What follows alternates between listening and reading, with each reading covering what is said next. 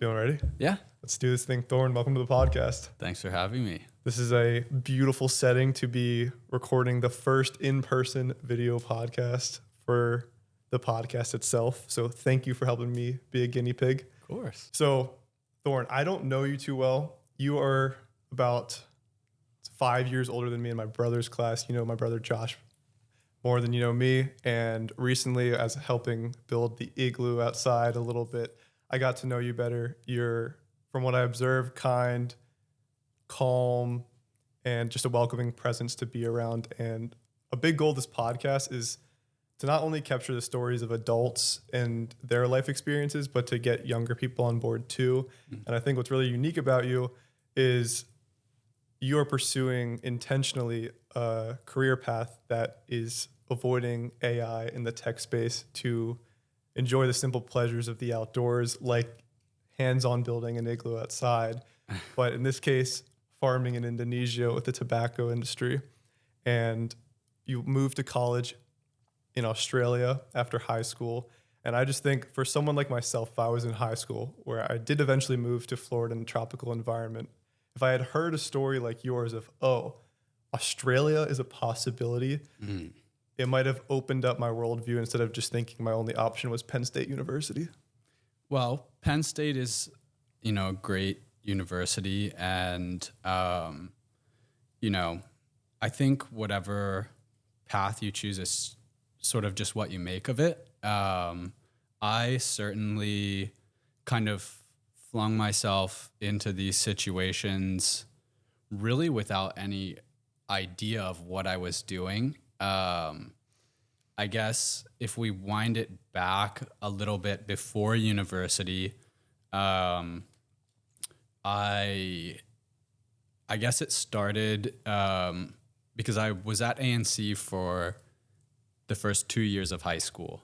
And then in my end of my sophomore year, I sort of had this moment where I was looking for sort of discipline. I was getting a lot of discipline from my parents. And I remember going to them and just saying, look, I'm looking basically for more structure, but I just need it from someone that isn't you guys because it was getting, a bit abrasive. Yeah. So I think in the summer before that school year was to start, my mom and I got in the car and drove up to New England. We started looking at all boys boarding schools. So there's only 3. And the last one that I visited was really just, I was set on it. It's super beautiful. It's called Avon Old Farms. And I was really lucky to get in because they had filled probably all the spots, obviously well before, a few weeks before the school year starting. And someone must have pulled out and I got accepted. And that sort of geared me up for being comfortable living out of the house. I was probably 16 when I did that. You ended up going there. Yep. For 3 years. Yeah. So I chose to repeat my sophomore year. I didn't want to go into the junior year, prep year, at a different school where I didn't know what the curriculum was like. So yeah, I sort of showed up there. Really looking back on it, I loved it so much. When I was there, I was thinking, oh my goodness, what did I do? The schooling was really hard. We had class Monday through Saturday. It was up on a hill in the woods. They had like 1,000 acres of land. We were lucky that we had a lot of other schools, boarding schools around us and some sister schools with the Miss Porter School for Girls and Ethel Walker's. So it wasn't like we were just in the woods, isolated, 400, 500 guys. I think it would it would have turned into a Lord of the Rings. Flies situation if we didn't have that. So that sort of got me comfortable living outside of Brynathan, where it is very comfortable and, quality of life and everything is so good here.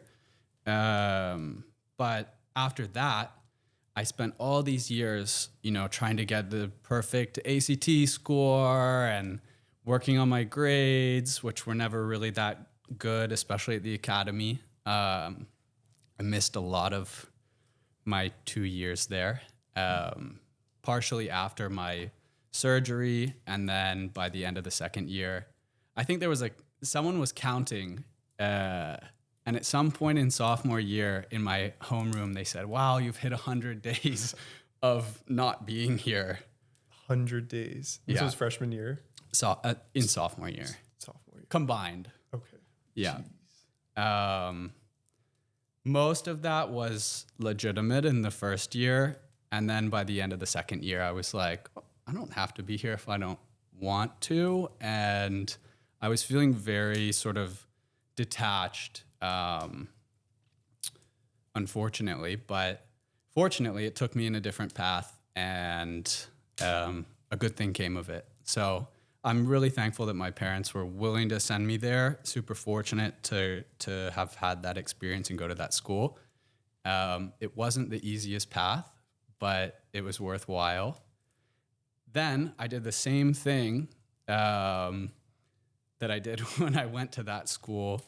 And instead of going directly to college, I had this moment a few weeks before it started where I said, I'm taking a gap year. That is what put me in Indonesia. My uncle was living in Singapore, and he said he had some business that he was looking at in Indonesia. So I first went to Singapore, spent a short time there, and then we got on a plane, flew to Indonesia, and went to this island called Sumba. And I could place Indonesia on the map at this point in time, but I could not tell you anything about Indonesia. And Sumba is not necessarily where in probably 2017 most people were going in Indonesia. Very raw island. Very undeveloped. Undeveloped. In some areas, I would say kind of tribal and raw, and then if some areas a little more built up, but not like 3-story even Skyscrapers buildings or anything like that. It's still pretty untouched and raw, and to this day it's like that, but it's building. What was there was one of the best resorts in the world. At the time it was called Nihiwatu. Now it's called Nihisumba. So I was looking at an opportunity there, which didn't end up panning out, but we were also going around the island and looking at some land, and it was so cool doing that because we hired a guy with a truck to drive us. And he would go down these crazy roads, and the road would finish. He would get out of the truck and just say, here. We'd start walking through this jungle, and it would open up into the most incredible beach you've ever seen in your life. The island is famous for wild horses. So they're running on the beach, and they have these natural sandstone arches. And I was thinking, I didn't have much of a plan at this point, but I was, used to Brynathan and Singapore and New York and whatever. So to go from that to this place, and really I was thinking, is this what all of Indonesia is like? Right. And this is where I'm going to be living. It excited me, but I was horribly sick, from the food and new tropical environment. So eventually I made my way to Bali, where I settled, and that was a pretty happy medium. Is Bali in Indonesia? It is. So Indonesia is an archipelago. Well, I think I butchered that, but there's 17,000 islands. Yep. And that means if you went to one island every day, it would take 50 years. So Oh my just goodness. to put it into perspective, Yeah. Bali is the third island from the west. It's not a very big island, but that is where most expats kind of settle and a lot of tourists go. So, and it has really some world-class waves. So surfing played Big influence in your decision. yeah, and that's a consistent theme across my moving, which has been really nice. I kind of made a promise to myself when I was 18, because I think I moved on my 18th birthday. And I told myself I'll never live more than like 5 minutes from a surf spot or the beach, which I've upheld Since then, for, I guess, 10 years now. So Bali was really interesting at the time. There were really not many Americans there, but it is a cultural kind of melting pot with the expats that live there. You have people from all corners of the world. Now a lot of Americans are visiting, which is cool. You know, sometimes I used to hear an American accent and get really excited, and then realize that I was being one of the loud Americans that local people go, oh, you guys are just too excitable. Yeah. But yeah, I spent a few years there. My one gap year turned into 2 or so years. And then getting back to studying in Australia, sorry, this is a long tangent. No, this is good. I had a pretty bad surfing injury, kind of a few surfing injuries in a row, at a wave, Uluwatu, very famous wave. What happened there? I surfed this wave pretty much every day and felt really comfortable there. And it was a little bigger and it was really low tide. And Indonesia has, this part of Bali has volcanic rock reef breaks, super sharp, shallow reef under the waves. And I tried to pull into a barrel, get, under the cover of the wave, which is sort of the ultimate thing to do. And I was on my backside because I surf natural stance as opposed to goofy. So the waves are all lefts. And I didn't see the lip of the wave, and it hit me in the head and just took me head first into the reef, and I punctured my skull. On the reef? Got knocked out, scraped my whole back across the reef. And this spot, you have to go down a bunch of steps, down the side of a cliff where there's all these little local restaurants, and then down through a cave. So I woke up. Luckily, it was shallow enough that I didn't drown. Were the waves just beating on you as you were floating? And I got really lucky. I grabbed my board and I was, felt this big hole in the back of my head. Then I had to come through the cave, go up the stairs. I had a buzz cut at the time, so it was like shooting blood out the back, and all these people on the stairs taking their Instagram photos were freaking out as I was kind of dragging myself up these stairs. And I got to the top where I'd left my stuff in this little restaurant, and it just happened that my next door neighbor was there reading a book. So he saw me. He had actually had a skull collapse from surfing. So he kind of looked at it as paying it back. And yeah, he just helped me. I won't get into the nitty gritty of how they fix it, but I didn't necessarily go to a proper hospital. It was like an old lady there, laid me down on a bamboo mat, squeezed a lime all over my back, and took a toothbrush and cleaned out all the reef. Oh my goodness. And then wrapped a sarong around my head, and my buddy drove me to a good clinic that was kind of just on the side of the road. It would have been probably a quarter the size of this room. He sat there and filmed my whole surgery, and You were awake for this? Yep. You were awake for the surgery. Yeah. So what went on there? I just said, give me a towel, and I bit down on it, and they stitched me up. I had internal and external stitching done. So after this, I was working at a high-end resort at the time in the back office, and I sort of freaked out, and I don't even remember most of this because I was very concussed. And I definitely shouldn't be getting any more brain injuries. We can touch on the big one We will. in a bit. But I was very concussed for about a month or two, and I was just talking to my dad about it. I don't even remember applying for a university or getting my plane ticket to Australia.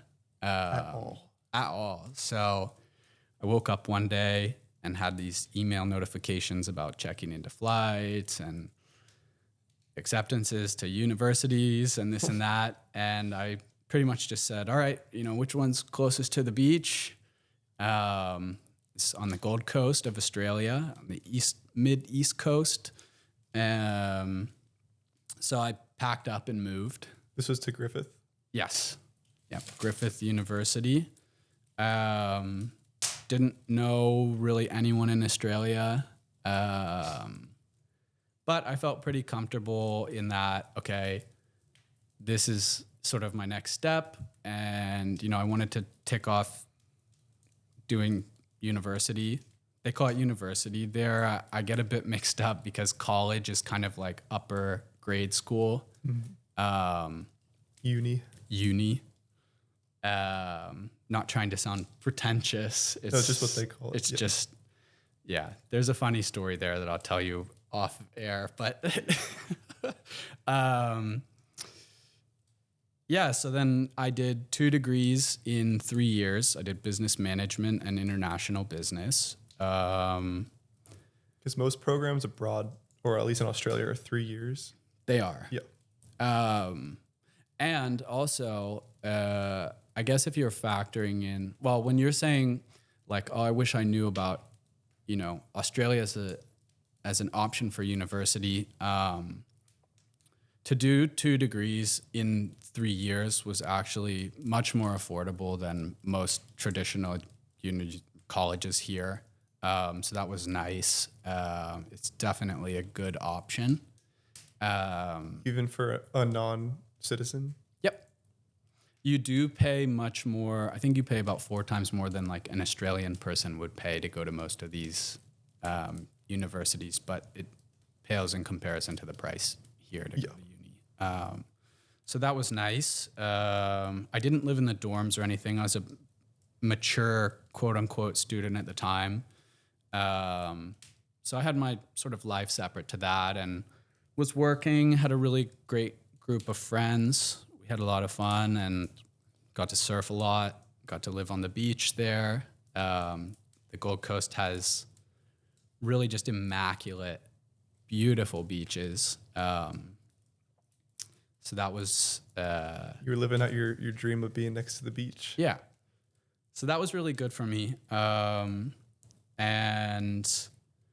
I guess I sort of always had Indonesia on my mind to go back, but I didn't want to go back there without a plan. And it's not a place where it's necessarily easy to just show up and conduct business as a foreigner. And, for the longest time through high school and really for the few years after university where I was living there, I never really knew what I could do, where I could be useful and enjoy my work. I worked in some tech sales jobs, which I really did not like. Why is that? To be honest, I think I just was not that inspired by the people I was around. Really money driven, and that was all they could really talk about, or focus on. And I think I was just really not passionate about what I was doing. And I really realized I hate working for other people. I'm not a good employee. It's good to know about yourself. I do my work, I don't waste, time on other people's money and things like that, but I just really detest it. So, I've been smoking cigars for a while, and really enjoying them. And someone that I used to smoke cigars with a lot in Bali came to me with an opportunity of opening a cigar shop. But it wasn't just like a, cigar shop like here where it's kind of, they're selling all this, I don't know, newspapers. And this was just a dedicated Cuban cigar shop, which is the pinnacle of cigars and the cigars that I like to smoke. And it's sort of at the highest tier of a cigar shop. It's a retail franchise that gets granted by the Cuban government because everything there is nationalized. And it's their highest tier that they offer. There's 4 tiers. So I moved over, started working on that, maybe 2 years ago. And we successfully opened that. Beautiful, beautiful shop. I don't know if you want to put pictures in this or anything, but I can show you. It was really great. So I was running that for a while, working every day, long hours, which was good. It didn't feel so much like work at the start because I get to be in a beautiful place, meeting a lot of really interesting people, smoking as many cigars as I want all day. And the people who smoke cigars are typically very interesting people. Definitely. You get all different types. I got to meet a lot of interesting and powerful and cool people there in Indonesia. And then I guess the shop work back on not liking being an employee. And honestly, I sort of thought I would have more of a chance to accrue some equity in this business, which is what I was told and why I did this. It became clear to me that wasn't going to be an option, unfortunately. So I exited. And really what I like about cigars is the agricultural side of it. Sure, it's great to sit in a nice environment and smoke a nice cigar. But sort of the hoity-toity, snobbiness of it can be there or it doesn't have to be there. I felt like that didn't really draw me in as much as sort of my passion for learning about growing tobacco. I guess what I didn't include is at this point I had been growing my own tobacco on a very small scale for a number of years. So I was learning about that through trial and error. Just like in a room or something? Outdoors. And it's very similar to growing wine grapes, I guess, where it's all about the terroir, the soil composition. And I was really nerding out on getting, different soil compositions. And I guess without boring people and going too deep into what it is, there are different parts of a cigar. So you have all long filler tobacco for a premium cigar. So you have filler leaves. There are normally 3 types of filler leaves, all that come from the same plant. This is grown under the sun, and you harvest from bottom to top. So there's one for combustion, one for flavor, one for strength. Then you have 2 leaves that wrap around this after you mold these It's all done by hand. So then you have the binder, which is essentially a wrapper leaf. They're very elastic and bigger and an even shade. And then you have the final wrapping, which is what you look at. So it's kind of the most important leaf. And I'll get to why. I mean, I focus on wrapper leaves and binder. So I was growing wrapper leaves, which you do under a shade, like under a cheesecloth. And yeah, that was sort of my early steps into what I'm looking to do now, which is to farm wrapper leaves. I had a farm I was working on in Bali that was small scale, and sort of just like a playground for me to mess around and try different things.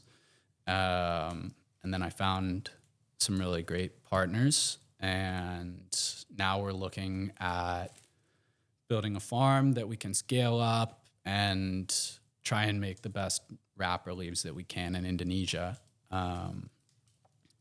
for export. So not to make a finished cigar. I think it's important to sort of start in this way, because if we can build up the quality and sort of bring Indonesia, which has had a long history of growing really great tobacco. There's only a few places where premium cigar tobacco really grows and comes from. And it's mainly Cuba, number one, but that's sort of insular. And Cuban tobacco stays in Cuban cigars, and they're just Cuban tobacco.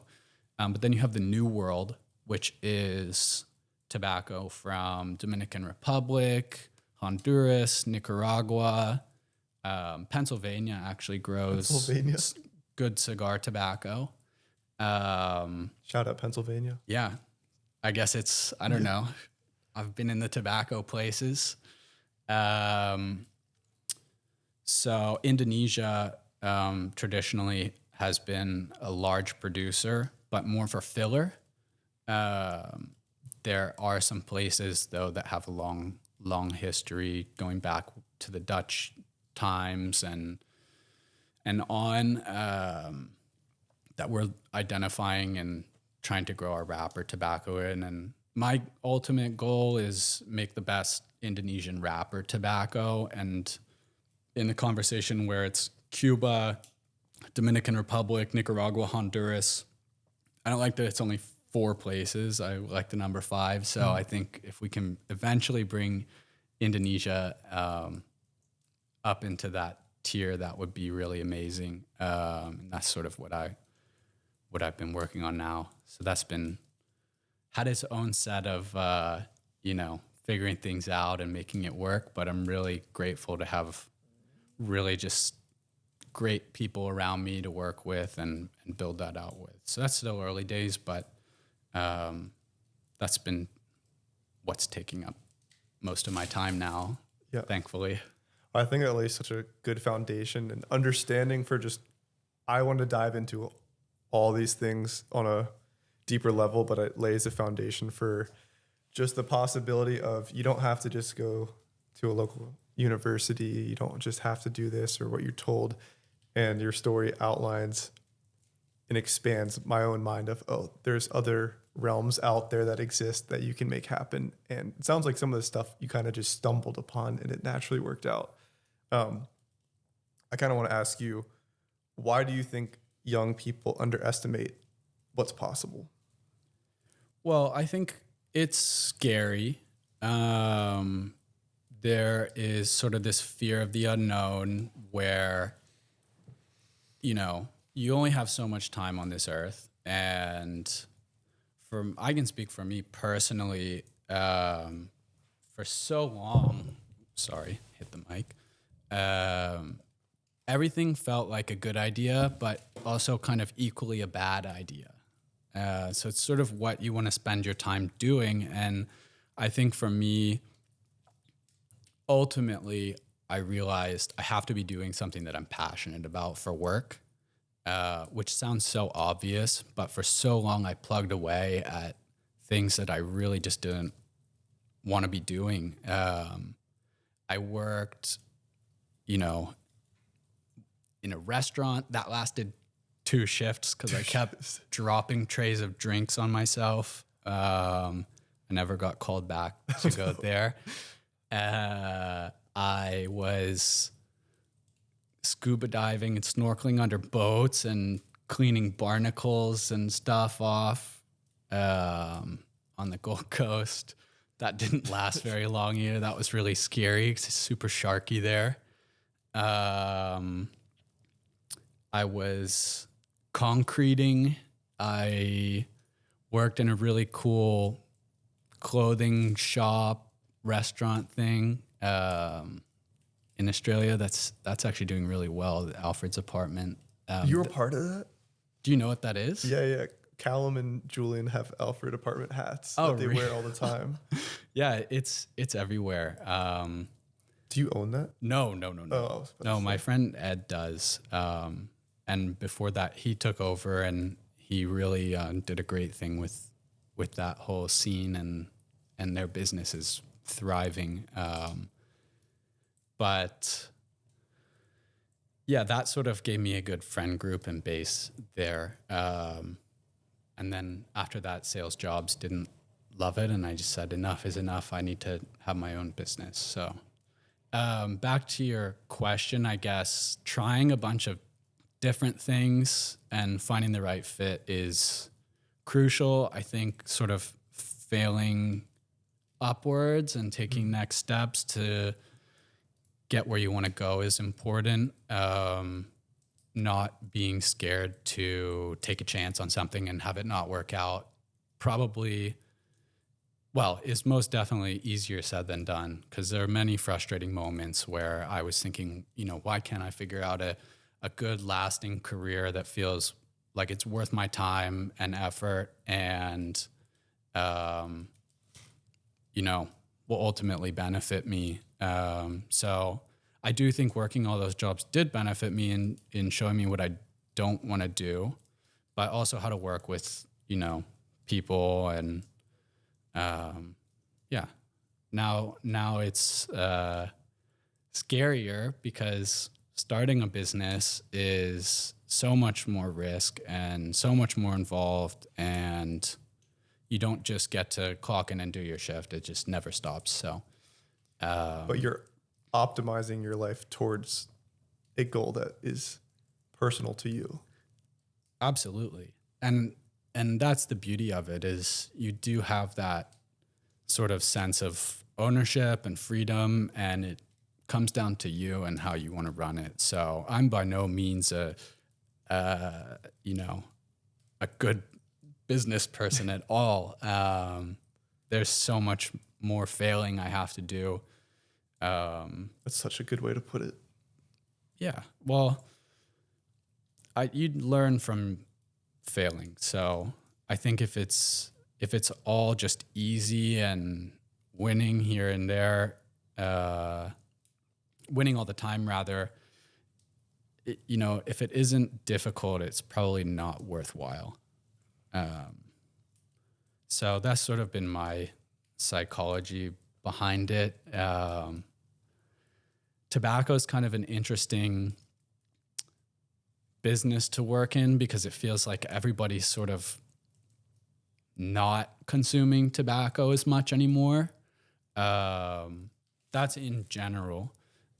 Cigar use is increasing. It was one of the industries during the pandemic that actually had a very nice boom. People are at home just smoking. As they should be. I've begged for years and years to be able to smoke a cigar in this room, and I'm always told, no, you can't. We don't want to smell it. Parents' bedroom is on top of this. So my mom said I could this Christmas, but I really got to run it through the boss first, my dad. So Final approval. If you're watching this, we need some permission. Yeah. It'll add a nice aroma. So I want to dive into the cigar business more, but I want to bring us back to what I do know about you. And it was from I was trying to do the math. I guess it would be more third or fourth grade for me. It was in third or fourth grade, I became aware that Thorne was having brain surgery and that his class was banding together to visit and support him in the hospital. Yep. And I just remember that being a very big moment throughout all of town. And my third or fourth grade brain still doesn't comprehend what was going on at that time, but I have a general understanding that it was a big deal. And I just want to ask you, how did that come about? What was that time period like for you? And anything else you'd like to share on that? Yeah, so I had a giant fusiform brain aneurysm.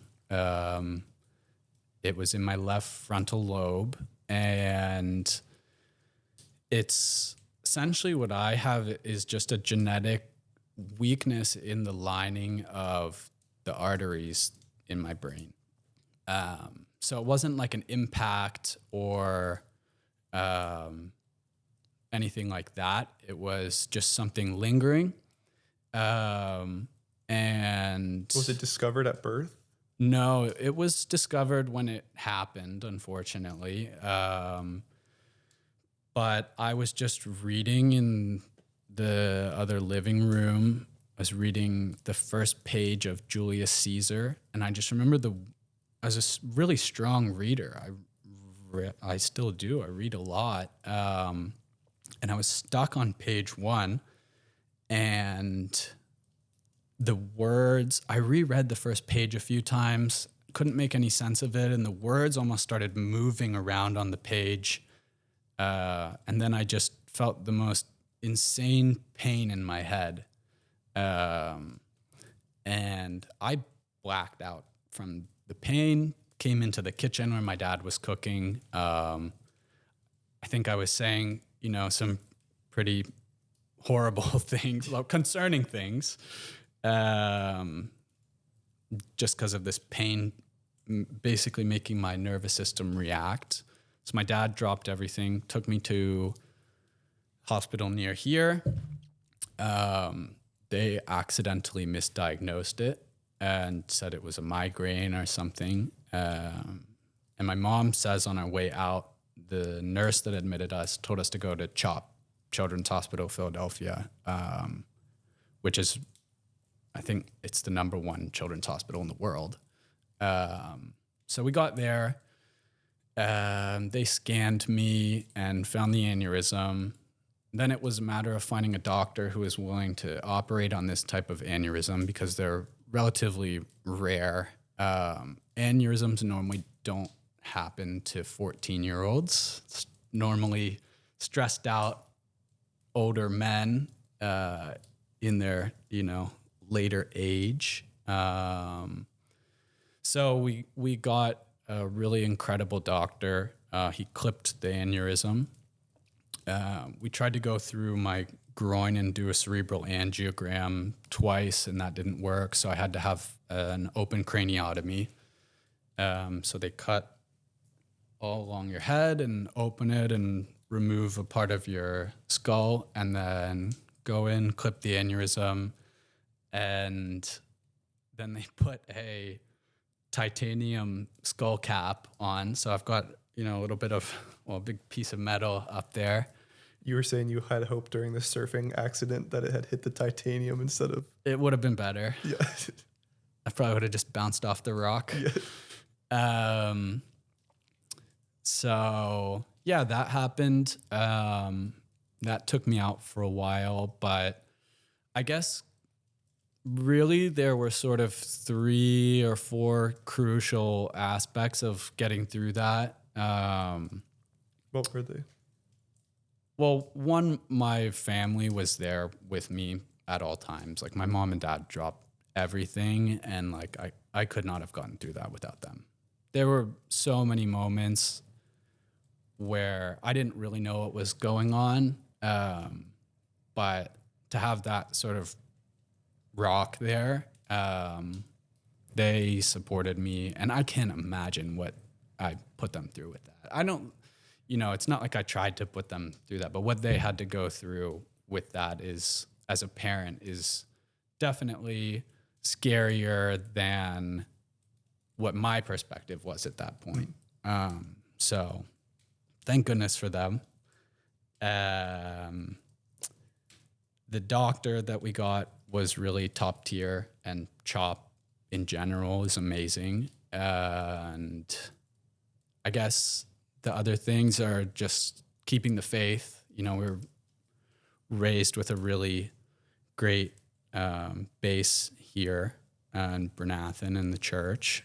And then having the community really rally behind and support me was amazing. I remember I came home after finally getting out of the hospital, and the whole driveway was lined with signs that my class had made, and they were coming to visit me in the hospital. And yeah, that really helped me get through that period, I guess.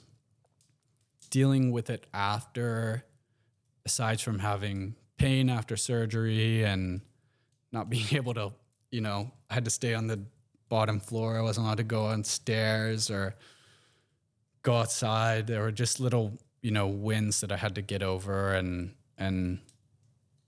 get some help, a lot of help to get back to normal. But it came back really quick. I was really lucky that it happened when it did, because my brain was still so plastic and growing. So that was another really important factor. And yeah, I guess just sort of how I look at it. I mean, I had definite periods of feeling pretty down in the dumps, and, even for the years and years after, some PTSD to deal with around that experience. But really, I've just found being useful and doing what I love and surrounding myself with great people. When I don't have time to just sit around and feel sorry for myself, everything is better. So, but you're able to have self-compassion for that time period for you and your family. Definitely. And I have to give myself, had to give myself a little bit of leniency and realize, okay, you can't just go. Sometimes you need to slow it down and assess things, and then you move forward from there. So that was I look at that as the best, worst thing that's ever happened to me. It's not unique. Everybody has tragic losses in their lives and surgeries and setbacks. And I'm, fortunate that I was able to learn how to deal with that at a younger age. It definitely impacted sort of how I went about my life and matured. And I am really curious to know. That was one of my questions, is how did that experience shape and lay the foundation for how you live today? Well, I think in some ways, sort of more immediately, in some ways I felt like, if I'm looking back at it now, I felt like in many ways I was, felt a bit robbed, like I wasn't getting to experience my 14-year-old life and be a kid. So maybe in some ways I was immature, and then in other ways it kind of forced me to grow up a little bit. So it's kind of a weird imbalance at times. But I think that's everyone just, going through puberty and growing up. But I think it also sort of just propelled me to travel and see the world and realize, I could have another one of these at any point in time. So, live each day like it's your last. Yeah. And just sort of experience what's out there. And I was super fortunate to be able to do that. And I just had to make it happen myself. It wasn't like I, was a bad kid and got sent off to boarding school. I was like, I really want to push this and put myself in a different environment that's going to be uncomfortable, but will ultimately serve me, and hope that that's an area where I can sort of fit in and contribute as well. So Yeah, that was sort of my thought behind that. And I guess it's just sort of taking those things and using them to push you forward instead of sit around and feel sorry for yourself, which I've also for sure done my fair share of. It's just not productive. So, yeah.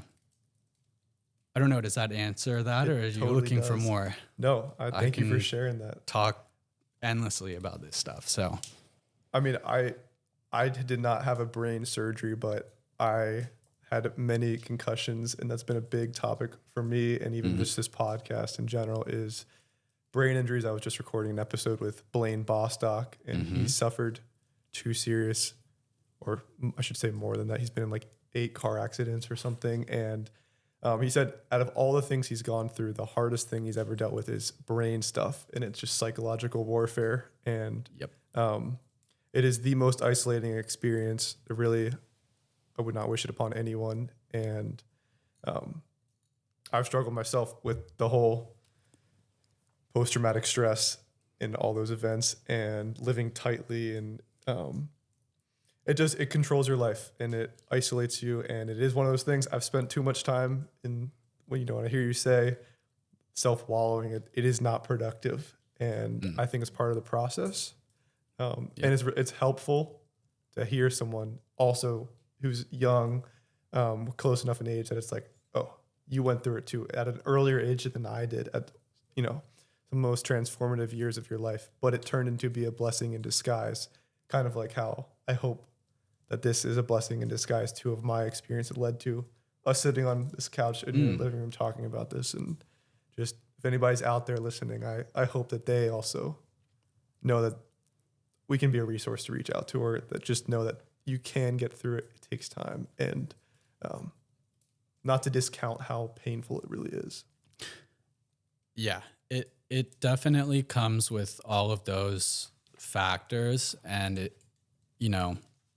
concussions are something that I've been really scared of because I've had some, like I was saying, I really shouldn't get any more concussions. No one should get any concussions at all. But when I had that surfing injury, that really affected me. I did a lot of work with, there was one doctor that was so interesting. One practice we went to is called the Almond Clinics, and they do this thing called a SPECT scan. So, Dr. Amen? Yeah, Daniel Amen. You worked with him? Not with him directly, but with his office in New York. I got a SPECT scan done on my brain, and it essentially shows you all the areas of high and low activity in your brain. So it's like a 3D map of your brain, and they can then look at this, and they take the approach of diet, exercise, different supplements like GABA, and sort of how you can introduce these things into your life to build a healthier brain. So that was pretty amazing getting to do that. He's the doctor, for those who don't know, who is famous for doing like tens of thousands of brain scans. Yeah. Well, he invented the SPECT scan, which it's a new way of, I'm sure he did, of looking at the brain and how we analyze sort of brain performance and can really optimize. So I was super, super lucky to get to work with him. And what were the results from that? There were a few areas around the aneurysm that were sort of lower activity where there had been brain damage, and I haven't gone back and gotten another one. It would be really interesting to see, but I do check in, get scans and stuff. Now every 5 years, used to have to do it every year. Everything's all healthy and good. Just checked another one last week, so huge. Nice. Yeah. That feels good. And what are they checking for? Well, they're mostly checking to make sure that the clip is still intact. The titanium plate, or the clip that holds the titanium plate? No. So where the artery actually bulged, they go in, and if this is your artery, and there's a big bulge here. They don't clip the whole artery because then you'd lose blood flow to a lot of your brain and your brain would probably die. So they just clip the aneurysm on the top. So it allows the blood to pass. So they can also put like a stint in, which would cover it. It's kind of like a liner. So they're checking that no other aneurysms are occurring in that area or anywhere else in the brain, and then that the clip is still healthy.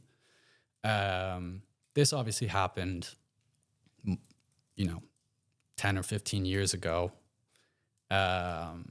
So everything's really advanced and changed. I was always under the impression that, if I have another one, that's game over for me. I have a new doctor now, and it was really reassuring seeing him, because my question was, well, if I do have another one, how are you going to, go through my head again? And he said, oh, that's no worries. We do an angiogram through the wrist now. So we can go in through your wrist and stint or clip anything we need to. In through your wrist up to your head? They put like a scope through the blood vessel and go all the way up into your head. And that's what they were trying to do through the groin initially when I had it. But it was the medical technology just increases. I think they say after 9 years, everything is considered irrelevant and advances so fast. So it's really amazing to have the resources like CHOP and these great doctors working under Dr. Lermit's practice now, or Dr. Lamole, sorry. Yep. So yeah, I've been really blessed to get top level care, and I've got all the scans. I can see every cubic millimeter of my brain, which is really interesting. I don't know how to decipher all the information, but yeah, it's been a journey learning about all of that, and it guides the way you make decisions and live your life. It does, and it has, but I think it's also important with brain injuries to not let it feel limiting, and also not to let it get into a point of being reckless and feeling like, certainly I felt like, all right, if that didn't take me out, nothing is, but also pushing it like, okay, my days are numbered and let's just do the extreme thing. And, that's not good either. It's about preservation and optimization. So I think just looking at it positively and not letting it be some scary, lingering thing that you feel is so out of your control. It's more like, every day is a new opportunity to do something healthy for yourself.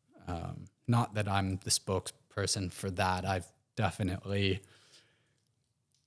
had my fun and surfed the big waves and still do that. But yeah, I think it's more just like diet, exercise, all these things that everyone touches on all the time are really so much more important than you think they are. And it's a long-term game.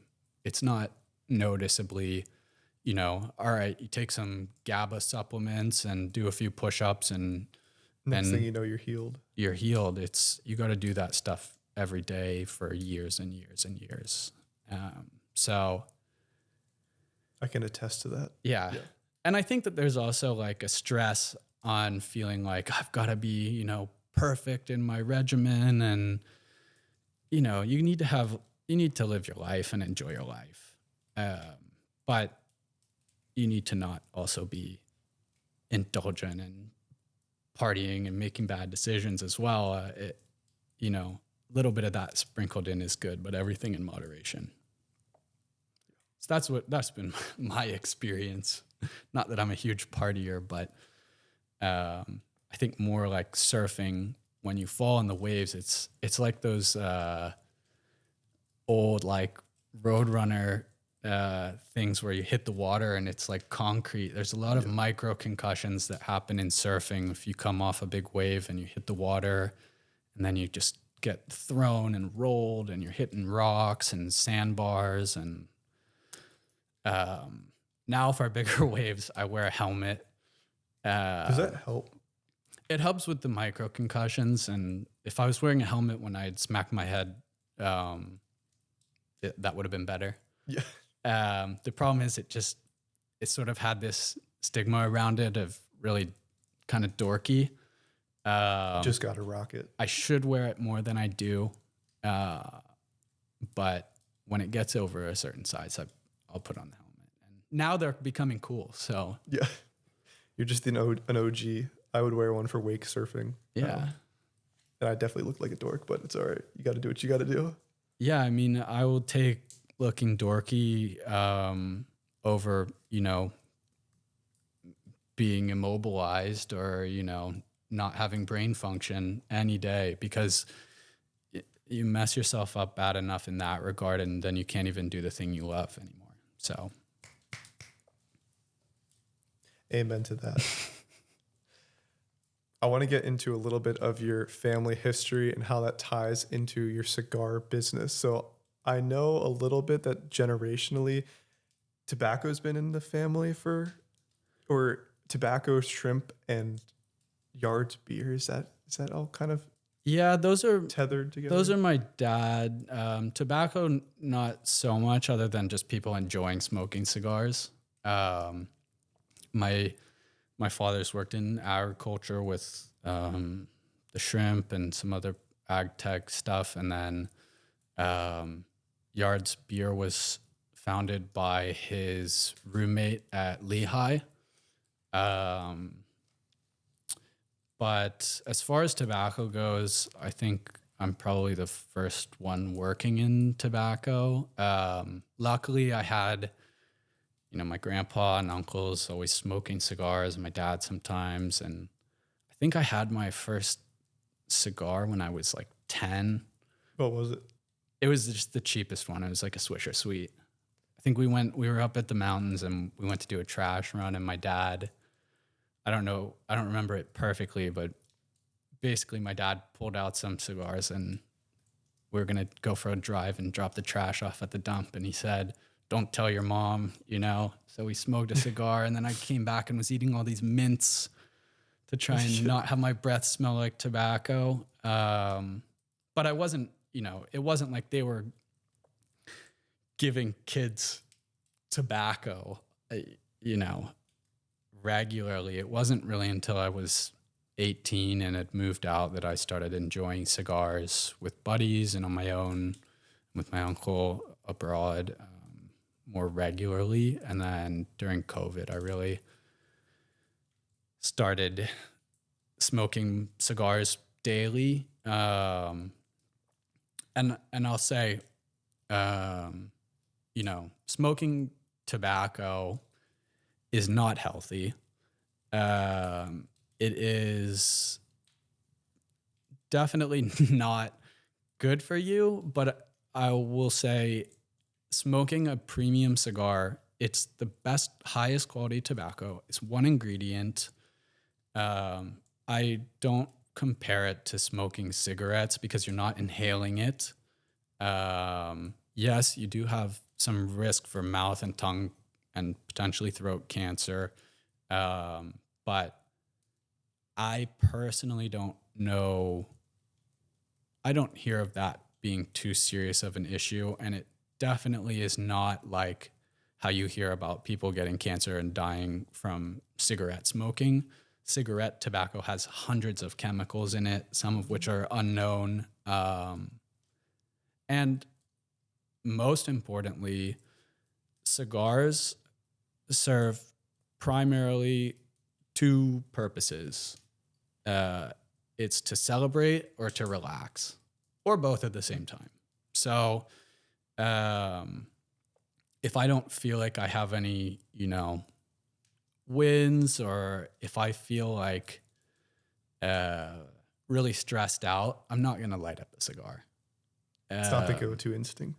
Yeah, and when I say to relax, it's not like, oh, I'm so stressed out, I need to smoke a cigar. I think that's what people do with cigarettes. You sit there and puff away, and I don't know. That's not for me, but um, yeah, I think it's a really nice way to sort of sit down, focus on something, um, enjoy your cigar, and then go back to whatever it is you're doing. I think that it's also really nice in a group setting. People call it sort of the modern day campfire. You sit around with people, you smoke a cigar, sort of just elevates the conversation a little bit. Sort of, there's like a, A little buzz, a little loose. yeah, you get a little bit of a buzz, and it's just sort of a nice sort of, I don't know, point of coming together and doing something where you don't necessarily sit there and analyze the cigar and say, this tastes like leather and wood, but it's more just there. And yeah, I've had a lot of really great, interesting conversations and made a lot of friends from smoking cigars with people that otherwise I probably wouldn't have met or had the pleasure of sitting down with. So that was also really cool in the shop in Indonesia, in Bali, because there were people that would come to this shop, and I was there every day.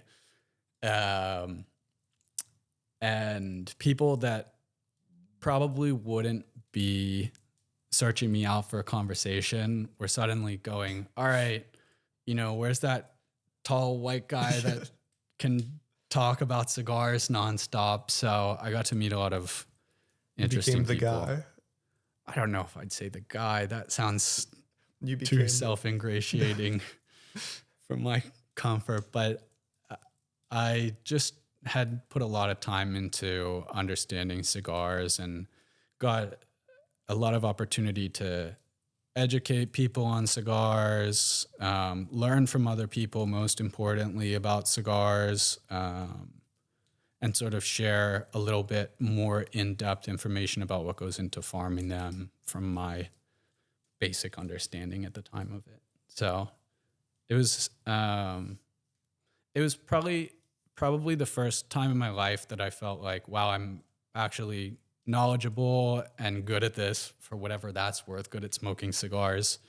But yeah, that's been really cool. And there's so many people excited about cigars. So sort of taking people on that journey of their first cigar is always exciting for me. And there's sort of some rituals to how you prep it and light it and enjoy it. But I think just cutting and lighting the thing and smoking it is the best way to go. So if anyone in Bernathen feels like having a cigar, or anywhere listening, just let me know. I'm always happy to sit down. Where can they find you? Here. Yeah. If you know where to find me, send me a message and we'll have a puff. Maybe, we need a more indoor setting. If it's in the igloo or in a smoke-friendly place, we can do that. Not this living room, apparently, even though that would be great. So something you shared with me while we were building out there the other night was the name behind your cigar business and your love of horses. I actually grew up fishing your grandparents' pond, the Pendleton farm. So I know that area a little bit, and I think it's really unique how you came up with the name. I'd love for you to share. So the name, well, I guess the name it comes from Sumba, the Indonesian island, and it's their national sport. And the word that I'm fixated on is pasola. Pasola is their sport there, which and I hope I don't get this wrong because I'm not a pasola expert, but on the island of Sumba, it's a war sport, and they get all the fit young men in the village in an arena, and they don't do this so much, anymore, but they would ride around with spears on horseback and spear each other to death. sort of as a sacrifice to their gods, with the idea that the blood makes the soil grow. And that sort of just combined a lot of elements in a name that I thought were really great because of my love for horses. Growing up around horses a little bit on the farm, ties in Indonesia. It's a pretty friendly, word, maybe not in its meaning, but in terms of it's pronounceable. I am always aware of this. Having a name like Thorne in Asia is not easy with the TH. Yeah. So a lot of people know me as Tito. Same goes for a lot of the Spanish speaking people in the cigar business. So Pasola is kind of easily said. And yeah, I think as well, a big component for the soil of growing tobacco is having iron rich base of clay in the soil. So the blood feeding the soil with the iron from the blood sort of all tied it together for me. But yeah, Pasola is, I would urge anyone to look it up. Most of the video now, they don't actually murder each other, which is great. They were losing their 20-year-old men. Yeah. War fighting aged men. I was saying, could you imagine being the guy that wins? You can't walk away unscathed, though. No. But it's really beautiful. And I think, going sort of in a different direction, like Indonesia is such an amazing country.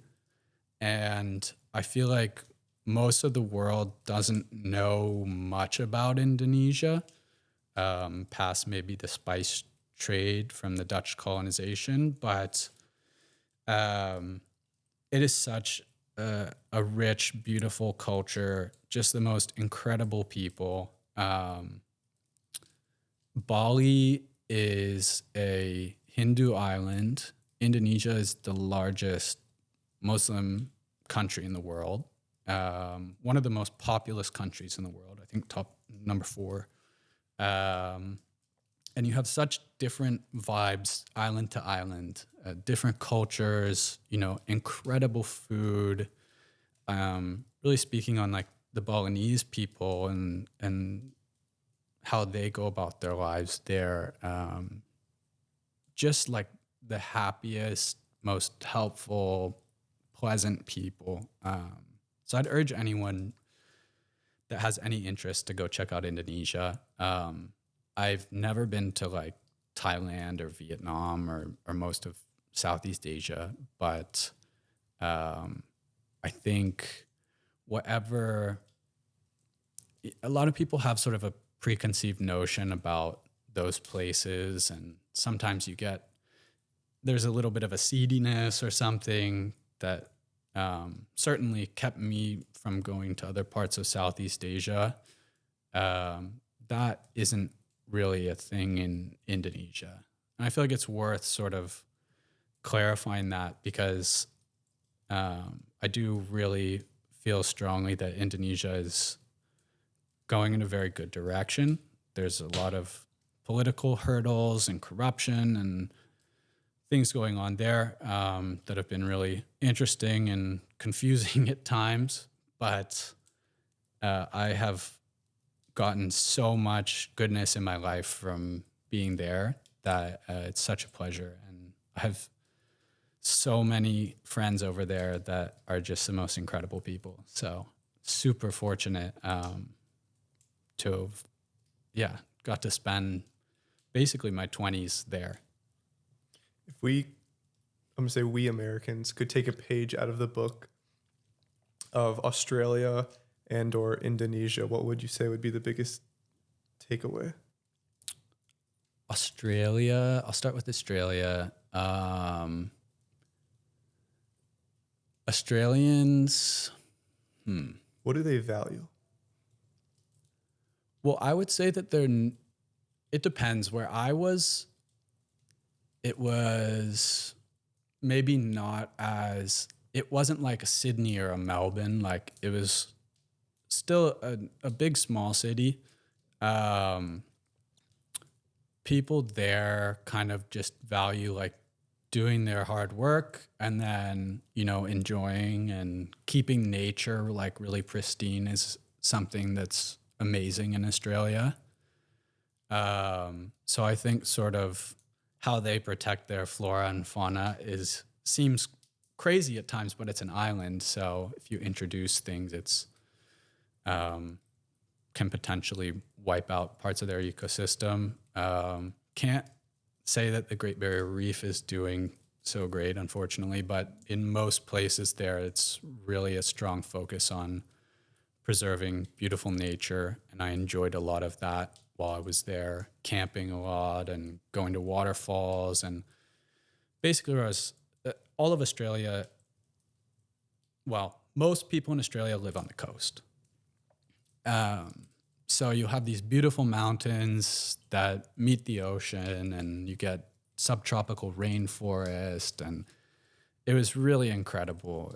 I remember going back in the woods whenever I needed a moment and going through this jungle and finding a waterfall and trying to spot a platypus. And Did you spot one? no, they're so elusive. They're so hard to find.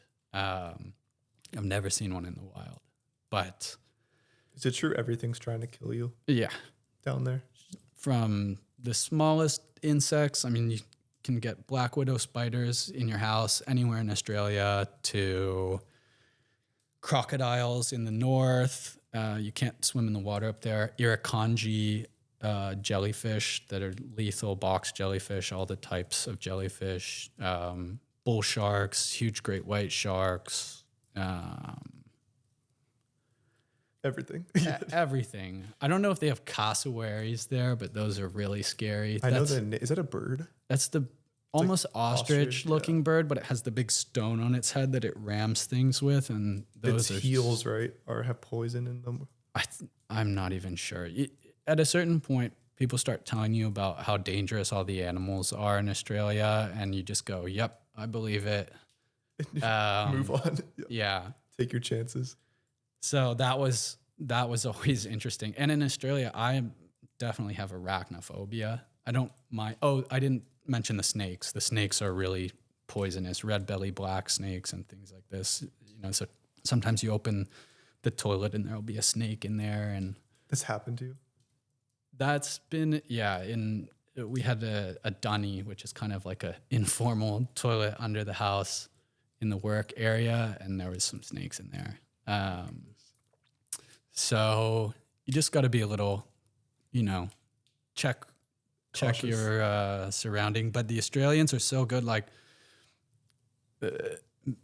being an arachnophobe, I would see a spider in the house. They have these huntsman spiders. They can get like the size of your hand, and they're fast. And I'd take my shoe off and smash the thing. Because I don't like when the spiders disappear, Rather And it's just like, get it while you see it. yeah, you're in my house. I don't know where you are, and you're going to come get me. The Australians would be like, I'm not going to do an Aussie accent, but they'd be like, what are you doing? That's the house spider. Yeah, that's the house pet. I'm They like, just what do you assume it's mean? the house pet. He's not paying rent. Like, sorry, I killed it, but like, no. Did you develop an accent while you were over there? There are some words that I use, and if I was out partying with my friends, having a few drinks, I'd probably pick up a little bit of an Aussie twang. Yeah. But I don't know. People here would tell me, "Oh, you have an accent," and then I speak with Australians and tell them that, and they say that's ridiculous. You sound painfully American. Mm. So I don't know. I just sound how I sound in my head. If it's changed, I haven't noticed, but probably a little bit. So in terms of taking a page out of the book from Australia and what they value, what would you say? I would say just like how they keep their environment and how they're able to relax and enjoy life. They're very fun people. They like to have a good time. And in some ways, I felt like that was a little bit of a slower pace than what I needed at this point in my life. But I would say Australia would be a fantastic place to retire. Kind of like people view Florida. Yeah. Where I lived on the Gold Coast is very Florida based. There's a place called Miami, Florida Gardens.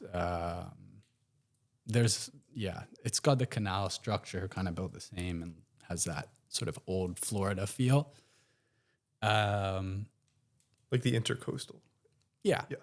And then I would say, if you want a big city, go to Australia, and they've got really great big cities, Sydney, Melbourne, and that. So, and others. But it's a mix. There's 26 million people there, to put it in perspective, and it's basically the same size as the US. So it's way less populous feeling, which is nice. So I enjoyed that. I guess taking a page out of Indonesia's book, if we say specifically Bali, the Balinese, for the most part, are not super money oriented, which is really nice. They're people oriented. They're family and community and people oriented, which is a beautiful thing. And the amount of times I have been in a situation where I needed help and I don't even have to ask, someone just sees the look on my face of distress and they come over, and my Indonesian isn't great, but I can get by, and they help me, just short of walking me if I'm lost, to the door of my home is amazing, and really just beautiful people that are super family focused, and live very meaningful, community driven lives. So that's been really cool. And it's not that we don't get that here in Bernathen. We also have that here. But it's just nice to go somewhere else and sort of have that familial sort of sense. It feels very safe and nice. I want to know if you've had any close calls while apart from the surfing accident in Bali, or you mentioned to me that you've witnessed some major incidents while surfing. And I know you said that those are heavy topics and you typically don't like to think about them, but would you be willing to share a few of those? Yeah. There was one time a bunch of us were out, a ton of people were out surfing at a very famous spot, and someone unfortunately got taken by a great white. That was horrifying. And we all paddled in and a lot of people were helping. I was pretty far away. I mean, I was not like super far away, saw where it happened, but I've been out sometimes and seen sharks, and you kind of look for the movement as the waves are coming, and just a very sharky area, and you just have to be aware that you're in their territory. The Aussies don't believe that though. Well, no, they do, but there's always a few battlers out there. It's normally the old surfy looking guy that's like, oh, perfect empty lineup. I'm going to get a bunch of waves to myself. I get out if there's shark warnings. And yeah, I'm trying to think. One time I was in a not pretty remote, but far away from where I lived, and I was surfing, and I look back and I see a shark swimming in the waves, and I just start paddling in, and I look back and it's sort of coming a little closer, and I just caught a wave and rode it in on my belly on the board and pulled my legs up. There's been times where I've been out and people say there's sharks, and I don't see them, but I just go in. They just look at you and just decide if they're going to eat you or not, pretty much in a split second. So you don't really have it's up to luck. There's no other way around it. People say, oh, you go under the water and you poke them in the eyes, punch them in the nose. Those things move so fast in the water and they're so big. Like, what is it like to be up next to a great white? I haven't been next to one, but it's humbling, like knowing that they're there, and you really have such a slim chance of surviving in that situation that I try not to think about it too much. I just go, great, I'm gonna surf and have my waves, and if a shark gets you, it's gonna get you. I don't know.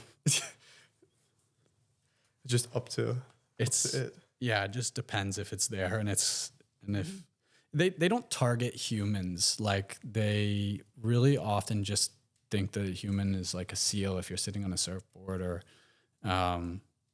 we're not what they like to eat. So there have been like record number of attacks in Australia with sharks this year, unfortunately, but They started liking the taste a little bit. let's hope not.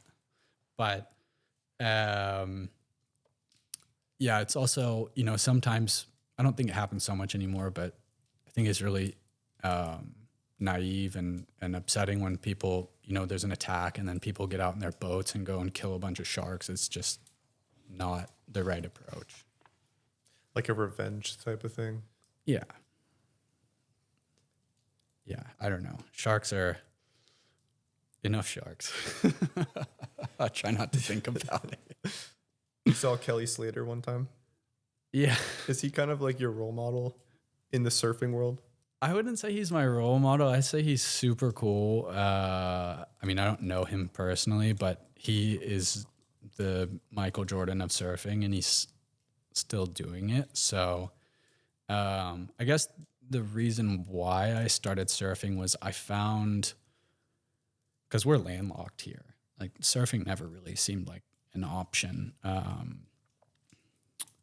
And when I was like pretty young, I found these clips of John Florence, who's sort of like the most exciting surfer. And I used to watch those, and just this little blonde kid that lives on the North Shore of Hawaii surfing incredibly in huge, scary waves at Pipeline. I would do anything to be able to surf like how he does. And I do not surf anything like how he does, but that really sparked something in just wanting to try surfing. So I remember begging my parents. We'd go to Montauk growing up, and those waves are sort of considered some of the better ones on the East Coast.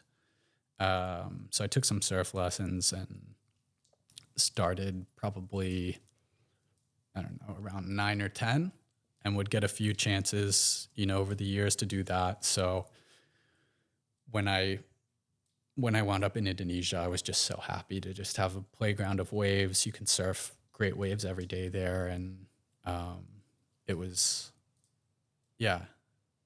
Pro surfing is sort of like, there's sort of maneuvers that you got to do to get points. And I don't really follow the pro surfing so much, but there's free surfing, which is people making really cool videos and edits of them surfing in remote places. They normally don't name where they're surfing. So it's sort of like watching these clips and saying, oh, that's in Indonesia, and trying to figure out with the headland in the back where they are, and looking at license plates on cars and the B-roll and trying to piece together where these waves are, and then making your own time to go travel and find these waves. And I have friends that are really good at this, and really great surfers, and they give a lot of insights on cool waves. So, are you pretty strict with who you surround yourself with? yeah, definitely. Probably I would say that I can be pretty extroverted, but I normally feel pretty introverted. And it usually is determined by, in a first impression, if I have to work really hard to like have a conversation and it's sort of not naturally flowing, I could do a better job of trying to build that connection and flesh it out. But there's also only so much time in a day, and I meet so many people, and I think I'm pretty cautious about who I let in, um, and sometimes maybe a little quick to cut things off. But I try and give a few chances, and I think I prefer having a smaller circle that's close. I, wish I could have like a big friend group and be super personal and loved by everyone, but I think I don't know. I probably overthink things a bit too much at times, and I've actually really just learned to enjoy my own company a lot, which is nice. I think definitely like after my surgery, I started feeling that a lot, and it was just sort of making it work for me. And yeah, I can sit at home alone and have a great time, just hanging out, smoking a cigar, or I can go and socialize as much as I need to. But I feel like as I get older, I feel less inclined to be, out and socializing and meeting new people. I feel a little more focused, and when I get some time to myself, really just trying to make the most of it and enjoy it. So I don't know if that really answers that, but that's sort of been my past few years for me, which has been nice. I love it. On a completely different note, Thorne, you are a model, or you were previously a model. I'm not going to force you to talk about modeling, and I know you mentioned to me that that's no longer something that you typically do, but does being just a solid, good guy and having very solid looks make dating come easy for you? Oh my goodness. Well, I'll start with the start of that. I am not a model. I did model a bit. That was one of my jobs when I was in Australia. And yeah, it was good money. That's really what I got out of it. Of course, I made some friends and met some cool people, and it got me invited to some fun events and got a bunch of stuff sent to me. And, that wasn't really what I wanted, I found out. It's pretty weird and scary to like put yourself out there like that. And I think you need to have a certain mindset to do well in that space. But in terms of dating, I don't know if it comes easy, like Natural. I mean, no, meeting people maybe, but you got to really do the work on like being a good person and finding the right person for you. And yeah, that's like just ongoing work and maintenance in those categories. So Well, I should clarify. I'm asking because I think the dating world, I get told by my friends sometimes, Ethan, you're in the Stone Age. If you're not on a dating app, you're in the Stone Age. And I'm just like, I don't know about that. But I don't know. From your experience and being a handful of years older than I am and people younger than me, and you reflect back on time, what would you say? I think better to not be on a dating app. Maybe this is just me getting older, but in terms of finding someone that's a life partner that you would want to get married to and like intentionally dating, I think you're better off. How I've been looking at it is like maybe better like go to church meet someone that goes to church, or, you know, someone that you have shared interests with and can enjoy your time with is so important, and just communicating and all that. I'm not maybe the best versed in all of this. It's just sort of something you got to do trial and error and figure out. I don't think dating has necessarily come easy to me, but I always, you know, try my best to be the best partner that I can be. So, What's the, if you're willing to answer, best and worst date you've been on oh, for the younger generation? Inspiration. well, I guess if we want to go into this, like, I guess I really like to sort of just make sure that I'm, you know, providing and organizing and planning. And I think that, you know, what I see now is a lot of people just trying to act kind of like they don't care and like they got better things to do. And I don't think you're really going to find someone worthwhile if you're trying to be nonchalant. I think better to be intentional, and to set a date and time and place and plan it and execute it well. I think if you're unable to do that, then it's, you know, if we're speaking to younger people, you don't need to just date to date. You need to really treat it as something kind of sacred and important, and something that's safe, and it should be easygoing. And you should just be having, you know, fun at the start. It doesn't need to be, I'd be cautious of if you get into something with someone and you're arguing a lot, and you just need to respectfully, you know, sort of choose to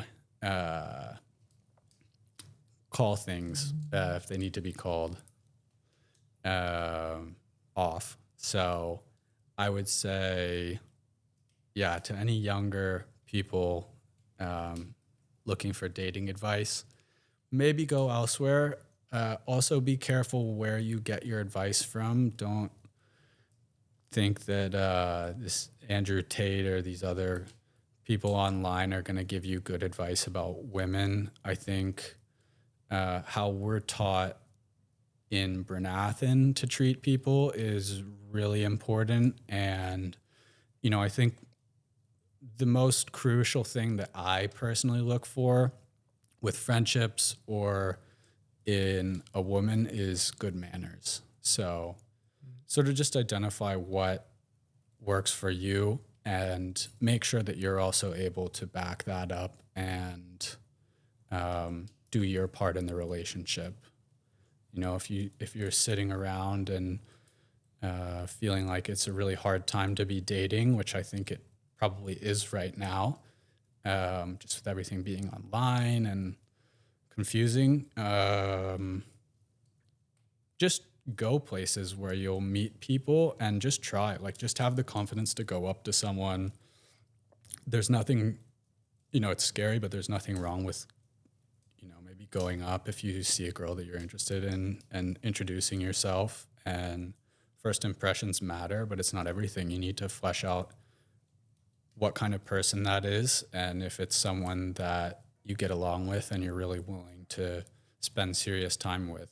So I've done a good job of that, but I've also not done those things and found myself in some interesting situations. So yeah, be careful, but you know, don't be scared to love. As corny as that sounds, I think there's sort of an art to wearing your heart on your sleeve. So not too much, but also don't be like cold and trying to play it too cool. Amen to that. I felt like I was reading a book right there. Yeah. That's good. I kind of want to ask you some in reflection questions, if you'd be all right with that. Sure. Who are you becoming that your younger self wouldn't expect?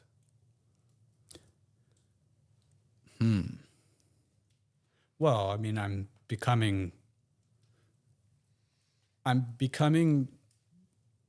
that's a hard question.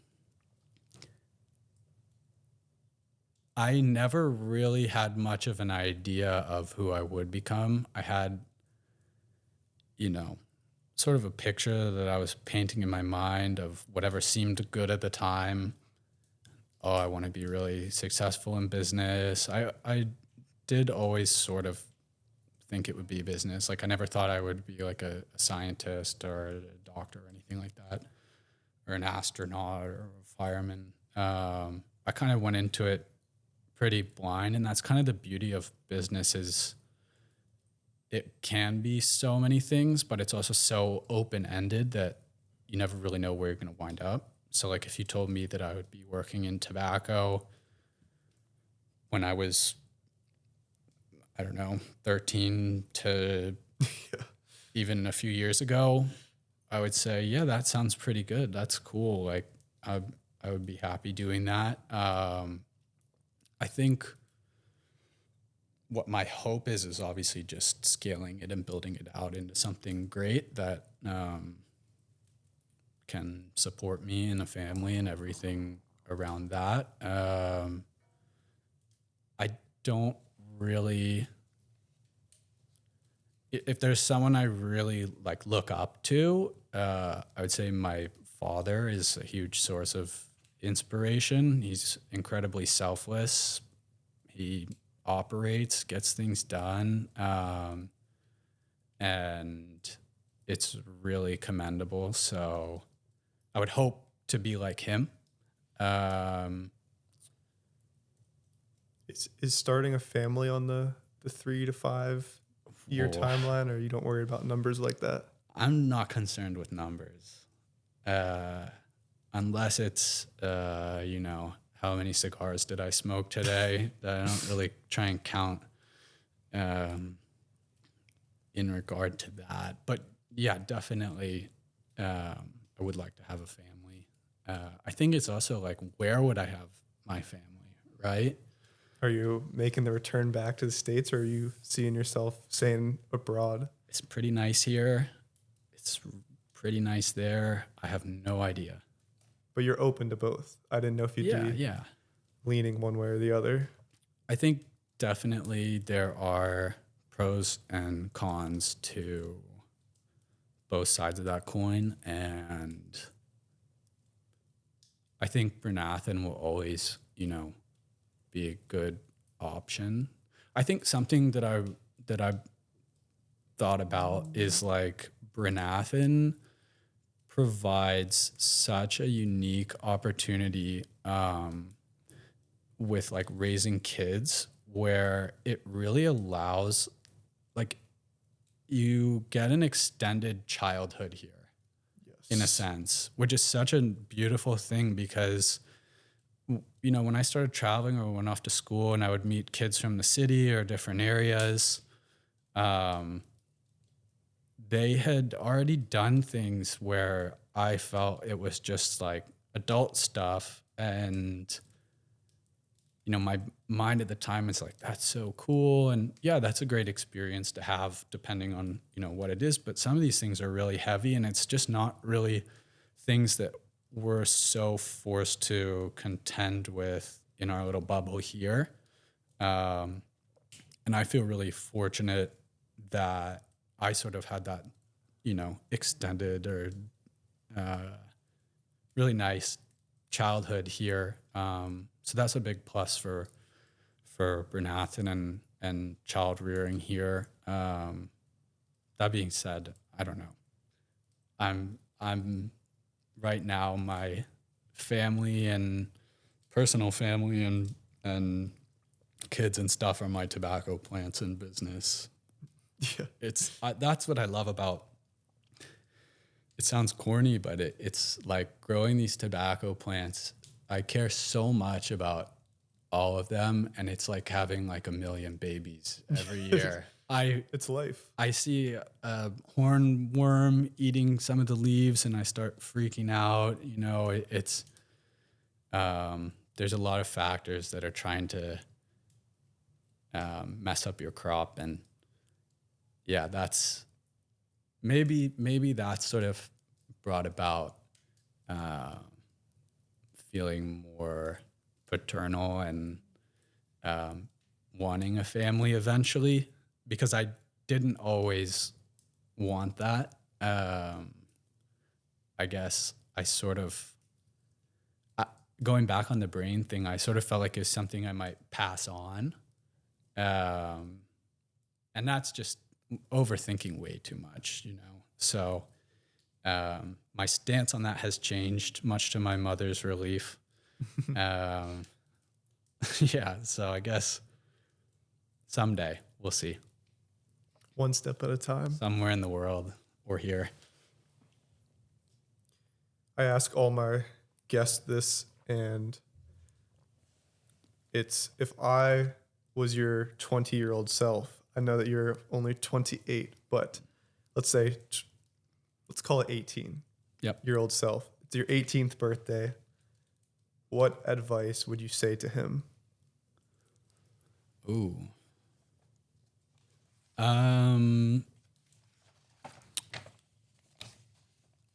I would just tell myself probably to work harder. There's really no substitute for hard work, and I am still, you know, look at someone like my dad, like I'm not a hard worker like that. I think there's, you know, working smart and working hard, but I think really if you don't put in the hours and strive for things and persevere through the hard times, then you're at such a disadvantage, because there are always people that are harder working. There's always people that are going to be more intelligent. They're, you know, more well-versed in whatever it is you do. So I think also, maybe speaking to younger guys as well, don't get wrapped up in watching people online that are like your age or younger that are quote unquote killing it in business, and really just focus on yourself. Dogs are going crazy. It made me lose my train of thought. Yeah, you can control what you can, you know, in your life to some degree. So you got to account that there will be hardships that are unexpected, and it's just how you handle those and push through that are ultimately going to determine if you're hitting your markers for success or not. Probably the most, you know, successful people have failed the most times. So it's not something to get discouraged by, but definitely, you know, comparison is the thief of joy. If you sit and watch all these cryptocurrency guys online smashing it, no hate, you know, I got a lot of friends that do very well in that. And if you're sitting there going, well, I need to be doing that because so-and-so on Instagram looks like he has a pretty sweet life doing that, I don't really think that, you know, it's not like you're playing sports and you have like a limited period of time where your body is going to be able to like take hits and put a ball in a net. Your mind gets sharper as you age to, you know, pretty much till retirement age, and you just get smarter and better as you go. So just plug away, work really hard. That's probably what I would tell myself, instead of anxiously pacing around my room going, what am I going to do? I don't know. I could do anything, but, you know, you get so confused that you just wind up doing nothing. So I would have been a little more proactive, but I think I've had a good journey of discovery and trying lots of different things, and that helped me. I second that times a million. if people are looking for a summer internship, I thought about this while prepping. Could they ever come live the unplugged life on your farm in Indonesia and intern underneath you? Maybe there's a lot of setting up that needs to be done. It's probably you'll have to take it up with the local farmers. They're pretty in tune and on it with that whole program. But if there's someone specialized that wants to do some consulting work or is really interested in agriculture, of course it's open. I mean, I would never say no to anyone that's interested in tobacco and farming. I think you probably want to wait until I'm older and wiser and better and have my business running and set up to facilitate that. So in time, maybe. In time. Yes. Yeah, no promises, but I think it would be definitely a different experience. Well, Thorne, I just want to thank you. I don't know if there's anything else you'd like to share before I kind of close out, or any final thoughts you'd like to say, or stories that come to mind. Thank you for having me. I mean, I've never really been interviewed like this. I was pretty nervous getting on this, and it's also kind of strange, like having a conversation, but it's like I'm not really asking questions back. I don't know. I didn't want to like. I don't know. It's all very new to me. I'm setting up my analog lifestyle, but this was very cool, and I'm really glad that we did this, and really appreciate what you do. I've been listening through a lot of the podcasts, and it's so interesting and really needed, and I think just really a great thing that you're doing. There's so many people in Bernathen that I've heard on this, and there's stories that I wouldn't have otherwise probably heard. So that's really nice. I hope people enjoyed listening to this. And yeah, thanks. Of course. It's a pleasure. Well, thank you for your courage for coming on. I certainly feel like my mind has been expanded, and I hope parents out there too listening feel like their minds can be expanded to allow themselves to allow their kids to make a decision that could involve going across the world. That could be a life-changing thing. So once again, Thorne, thank you so much. Thanks.